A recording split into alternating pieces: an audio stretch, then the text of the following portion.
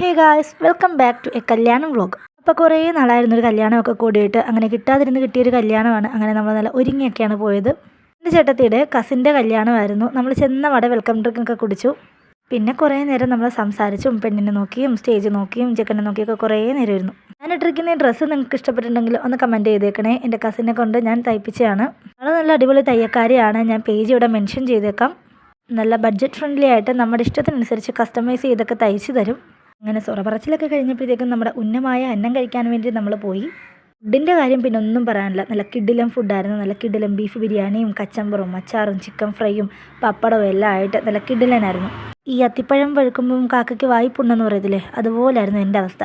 ഒരു കല്യാണ ബിരിയാണി കഴിക്കണമെന്ന് ആഗ്രഹിച്ച് അവസാനം ഒരു കല്യാണം വന്നപ്പോഴത്തേക്കും പനിയും വന്നു. പിന്നെ വയറിന് ചെറുതായിട്ടൊരു പണിയും കിട്ടിയായിരുന്നു. ഇതൊക്കെ പറഞ്ഞാലും ഫുഡ് വന്നപ്പോഴത്തേക്കും നമ്മുടെ വയ്യാഴ്കയൊക്കെ പമ്പ് കിടന്നു കേട്ടോ. അങ്ങനെ ബിരിയാണിയൊക്കെ നല്ല രീതിയിൽ തട്ടിയിട്ട് നമ്മൾ ഐസ്ക്രീം കഴിക്കാൻ വേണ്ടി പോയി. ഞങ്ങൾക്ക് വീഡിയോ എടുത്തു തരാൻ ആരും ഇല്ലാത്തത് കൊണ്ട് തന്നെ നമ്മളൊരു ഭിത്തി ചാരി വെച്ചിട്ടാണ് വീഡിയോ എടുക്കുന്നത്. അങ്ങനെ ഐസ്ക്രീം ഒക്കെ കഴിച്ചിട്ട് പിന്നെ നമ്മൾ നേരെ സദ്യയുടെ സെക്ഷനിലോട്ട് വിട്ടു. അവിടെ നിന്ന് പായസം കുടിക്കാൻ പോയി. അങ്ങനെ അവിടെ നിന്ന് നല്ല കിഡിലൻ പാലട പായസം ഉണ്ടായിരുന്നു. അങ്ങനെ അതും കുടിച്ചു. പായസം പിന്നെ ഞാൻ എവിടെ കണ്ടാലും വിടത്തില്ല. ബിരിയാണിയാണ് കഴിക്കുന്നെങ്കിലും സദ്യയുടെ സെക്ഷനിൽ പോയി ഒരു പായസം മേടിച്ച് കുടിക്കും. അങ്ങനെ പായസമൊക്കെ കുടിച്ച് കഴിഞ്ഞിട്ട് ഇത്രയൊക്കെ ഒരുങ്ങി വന്നേല്ലേ, ഫോട്ടോ ഒക്കെ എടുക്കണ്ടേ. അങ്ങനെ ഫോട്ടോയും വീഡിയോ ഒക്കെ എടുത്ത് കഴിഞ്ഞിട്ട് നേരെ വിട്ട് വീട്ടിലേക്ക്. Okay bye.